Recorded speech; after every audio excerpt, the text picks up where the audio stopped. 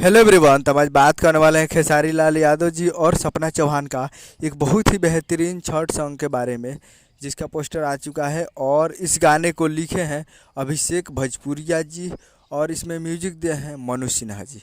और इस गाने को गाए हैं खेसारी लाल यादव जी और करिश्मा कक्कर जी, जो कि आपको स्क्रीन कवर दिखाई दे रहा है। जिस सॉन्ग का टाइटल रखा गया है चला गंगा किनारे, जिसका टाइटल है चला गंगा किनारे। और वीडियो में है खेसारी लाल यादव जी और सपना चौहान जी, फिट में है सपना चौहान जी। तो आपको मालूम होगा चला गंगा किनारे आय हाय हाय, इसी पे ये सॉन्ग को बनाया होगा।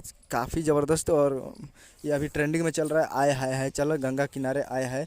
तो आप लोग समझ सकते हैं इसी पे बना होगा, इसी म्यूजिक पे। तो ये आ रहा है। ऐसे तो इस पे मेंशन नहीं किया गया है वीडियो सॉन्ग में कि कब इसको रिलीज़ किया जा रहा है, लेकिन आपको नवरात्रि में याद होगा कि नवरात्रि में जस्ट एक दिन पोस्टर आता था, दूसरे दिन रिलीज़ हो जाता। तो कल 6 बजे सुबह सुबह इसको रिलीज़ कर दिया जाएगा, शायद हमें उम्मीद है, लेकिन रिलीज़ भी कर दिया जाएगा। तो आप लोग तैयार रहिएगा।